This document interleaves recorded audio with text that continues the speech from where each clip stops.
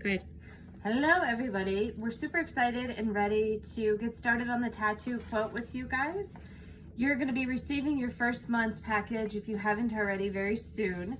And we just wanted to give you a little bit of information on some of our tips and tricks on paper piecing. Some of you probably already did the boot camp with Barine, which is awesome. She has great tutorials. If you're a newbie, we really encourage you to go and view those. Those are available on her YouTube channel, and then if you're subscribed to her newsletter and email, for this sew along, which you should be, that's where all the information will be coming about which block to do each month and all that sort of information. We're just providing the fabric kit and the patterns to you, but we wanted to let you know there are some additional supplemental information that's going to be coming each month in your kit, and so we kind of wanted to go through that.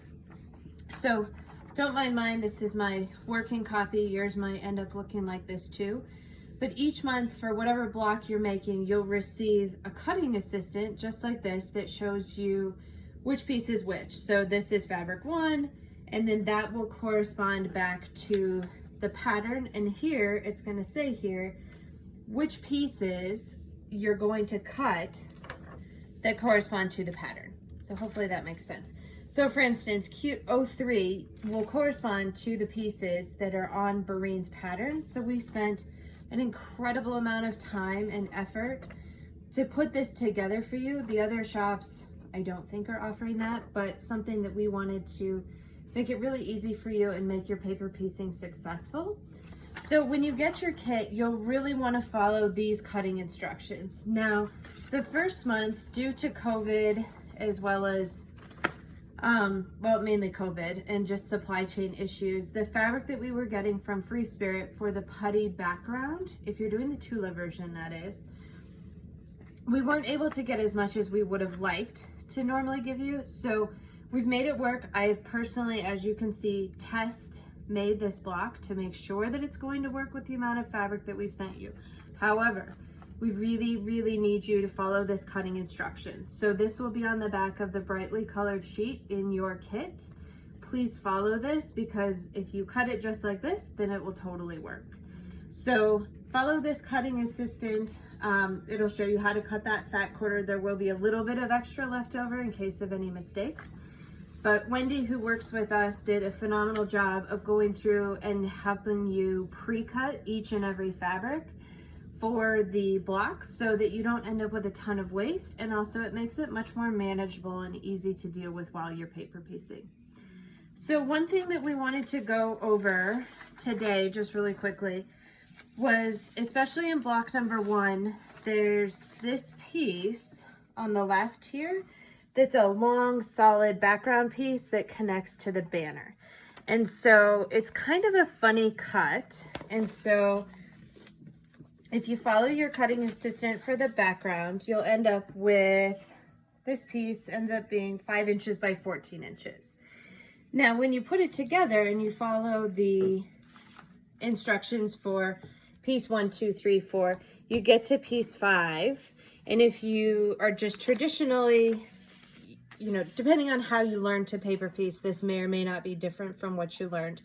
But if you take this, and I did this the first time myself, I put my piece there, the 5 by 14, I sewed my seam, as you can see, and I went and I folded it back, and we're gonna pretend like that's sewn. But as you can see, it kind of missed the edge of this. Now, there are other ways to do surgery on this, but I guarantee you that this will work, and let me teach you a super cool trick that Wendy taught me. So this piece, I guarantee you, like I said, will work. So you take your 5 inch by 14 inch piece. The solid is the same color both sides, which makes life way easier. You take the piece that you're going to be paper piecing it down on. Now, and I'm gonna have Wendy, she's filming, but if I mess this up, I'm gonna have her jump in and tell me I'm messing it up. But what you're gonna do is take this and place this piece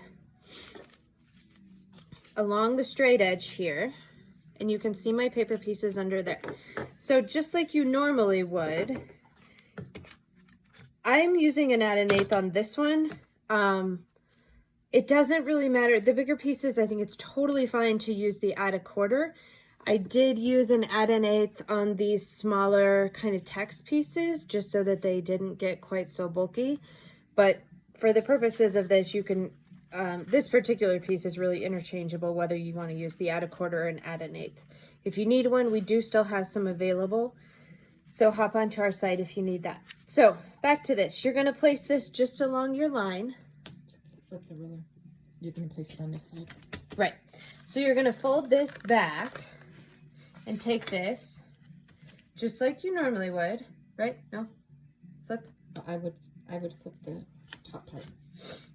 Not the bottom part. Flip the top part back. Oh, flip this part back. Hold on. We're all turned around. Bear with me. Okay. Sorry. Backwards. Here we go. Okay. So your straight edge along this line. So this line is straight. This line is basically straight. You're going to go right here because what we're trying to do is create the seam allowance here.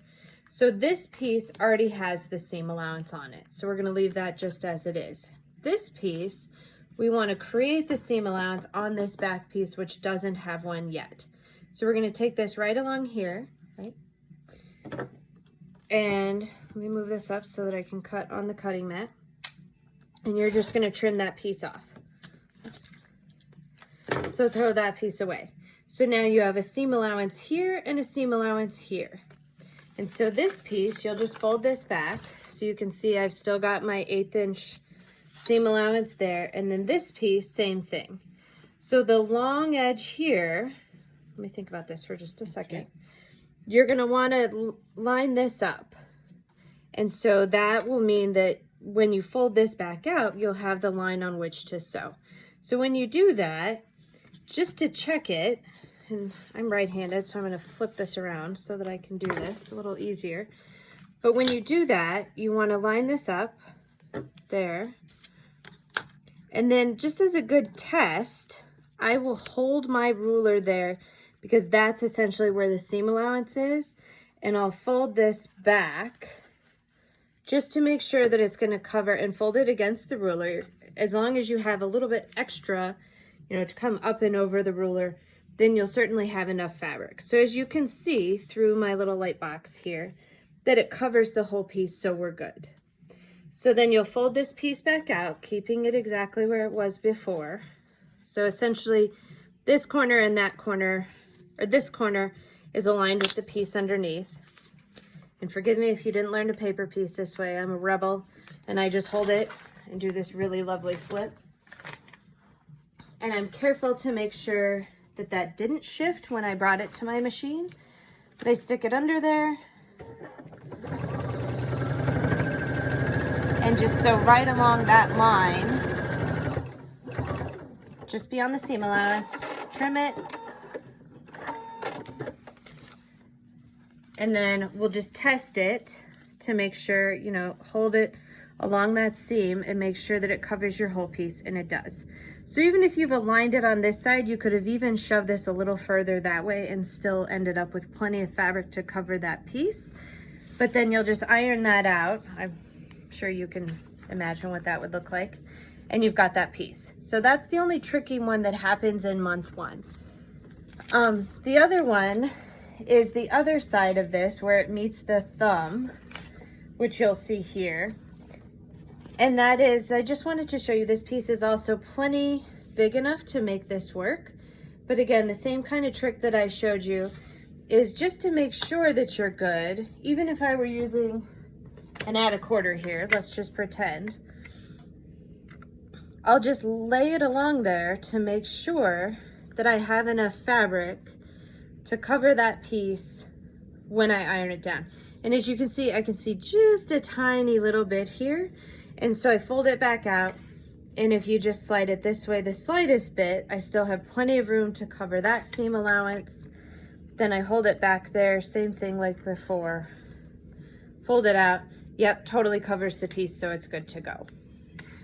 So I think that that's all we have for you this month. Now, one thing, and this will be a little more apparent when you go to do this, don't mind all my chicken scratch here, but this is one of the banner pieces for the center along here. And so with these, you'll notice that they have C1, C2, C3. And those all correspond to, obviously, Breen's pattern, just as it's written, the Happy Silky pattern. So if you come down to our text, you'll see that the text here relates to fabric 4.